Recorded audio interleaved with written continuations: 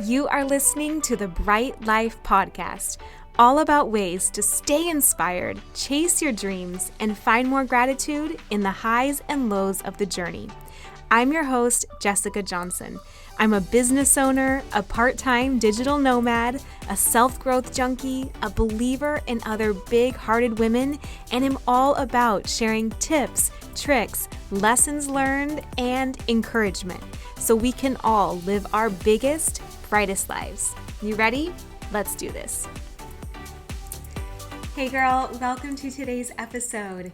After today's episode, I hope you have a clear way to get more of those moments in your life that make you just feel like your heart is so full it could explode in the best way. Do you ever have those moments where, whether it's who you're with or this really beautiful sunset, or maybe the music and lighting is just right, and you just feel like, gosh, nothing's perfect, but at this moment, life feels pretty good. Like this is the good stuff.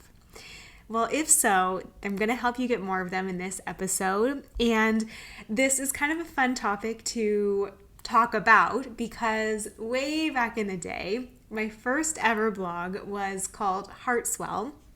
And it was all about those little moments that would make your heart swell. So I would just kind of keep track of them through the week, or I'd get a little quote that would inspire me or a nugget of inspiration, and then I would share it on the blog. So it's really funny. I haven't thought about it in a long time, but now we kind of have a full circle moment where I get to do an episode that really is about those things.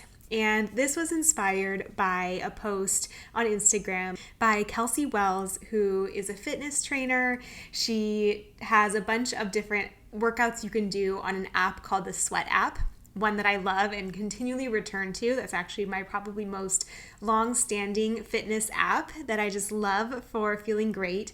And I love her essence on social media because she's really this beautiful mix of making fitness and body image something that makes you feel strong and confident and isn't like eat less, shrink, be less, do less in order to get your dream body, but really how can you empower yourself to be stronger and to be more in order to get to your dream health? So she posted something because she had this amazing moment of creating a clothing line, and it was really the post that inspired me the most. And she said this: "Have you ever been criticized for crying? Never apologize for being emotional. Never shame yourself for feeling deeply.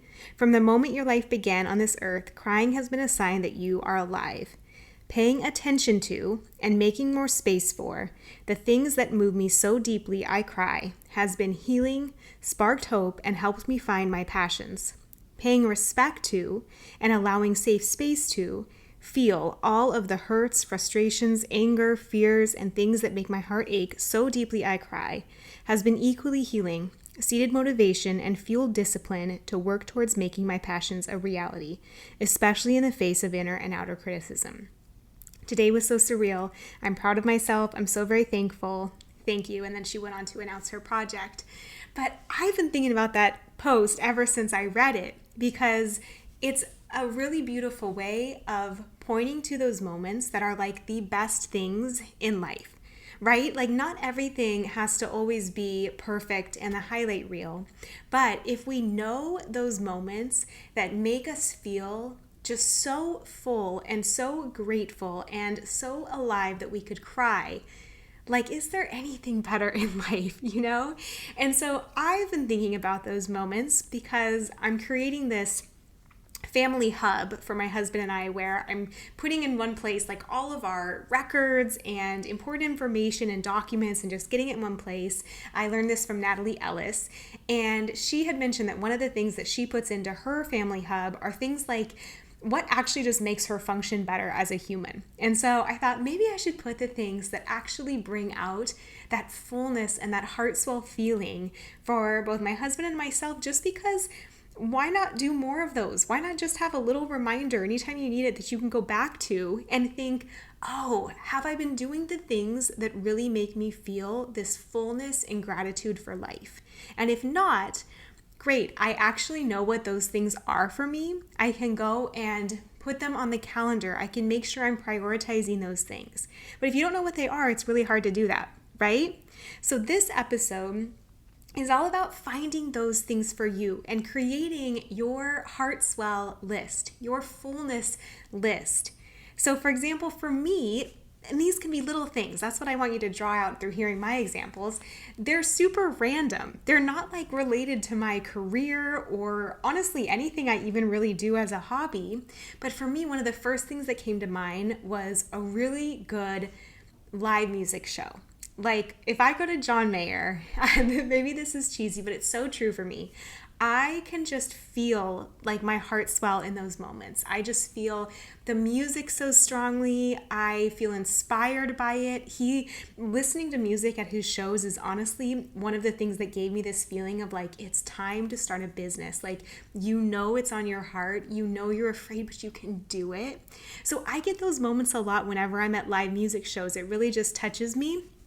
I think this is maybe from my dad, because he could just play music or listen to a live show and just the whole night he can be entertained, feeling the song and like the music. So maybe that's something from him, and I love it even more for that reason.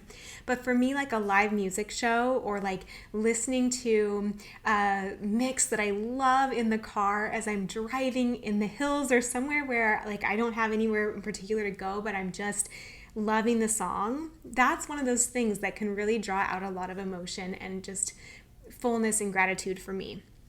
It can also be kind of related, which is funny, but watching a documentary about someone who has done something great, whether it's a musician, like I'm talking even a Beyonce show or Taylor Swift or Oprah or anyone who's done something that's incredible with their life or who's come from these really tough circumstances or 1 in a million chance of making it to building something out of their sheer discipline, but also the magic of life and things supporting them. Like anything like that really, really does it for me. So that's another thing on my list. So oftentimes the sunset, again, a little bit cheesy, but it's okay. That's what this is all about, is like finding the things that actually just make you feel so good that you can't help smiling talking about them. But for me, an amazing sunset does it. A lot of times I just can stop, and no matter what's going on in the world, I look out at the sunset and I'm like, man, there is a whole world of things going on, but in this moment, there's still like a sunset happening and a whole solar system beyond it where there's pink clouds. Like it just makes everything feel a little bit more put in perspective. And like whatever you're facing in life goes on, right? Like there's still this beautiful solar system painting something across the sky for you every single night without fail. So that really touches me. And of course, anytime we go anywhere traveling, that's another one. This past summer, we swam in the sea almost every single day, and I would float on my back and look up and just feel so much gratitude for that moment of the sun hitting me and the water holding me and the sounds around me, and just in that moment, everything feeling so right. So those are kind of my starting list, and I'm just going to pay more attention and start thinking of more. So my challenge and question to you is, what's on your list? What's on your Heartswell list, your fullness, your bright light list? What makes you feel so much gratitude that your heart just feels so full in a moment? Maybe it's something like playing with your children or watching them learn something and it really clicked for the first time. Maybe it's painting or gardening or doing something with your hands or something creative. Maybe it's seeing animals, and maybe it's your pet, or just seeing these animals play and all their creativity and cleverness. Maybe it's like me, like going on a drive somewhere and just turning up a song that touches you and feeling that just on your own. Maybe it's meditation. Maybe it's the first cup of coffee in the morning and taking a deep breath. Maybe it's feeling how healthy your body is on a yoga mat or at the gym. Maybe it's accomplishing something hard like a marathon and being like, dang, I did that. I can do so much more. I feel limitless in this moment. For my husband, it's things like even throwing a party. He loves having a gathering or connecting people so much that I think that's one of his things. And I'm going to work with him on what the others would be and keep building both of our lists. But hopefully that gives you a few ideas to create your own list And the reason being so that you always have something to turn to whenever you're feeling down or uninspired or unmotivated, or just like you've lost your mojo. We all go through seasons like that from time to time. Then you can have something tangible to turn to spark that fire again, and to remind you that you're only one activity or one moment or one class away from something that really connects you back to your heart and soul and back to this connectedness with life. And so I hope that that's what you get out of this episode today. And I would love to hear what's one of those things for you. Let me know on Instagram at @HiJessicaJohnson.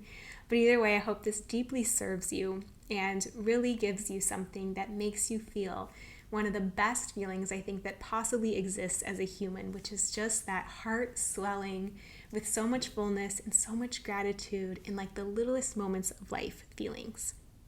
I'm so grateful you're here, and I'll talk to you again next week. Thank you so much for listening in. If you love this episode, I have 2 things you are going to love. One is a free copywriter training full of 5 steps to build a profitable copywriting business as your own boss, no matter how much experience you're starting with. Copywriting is what took me from a 9-to-5 to freedom as my own boss, to travel, choose my schedule, replace my corporate income, and have time to work on creative projects like this podcast. And I'd love to give other women the same opportunity.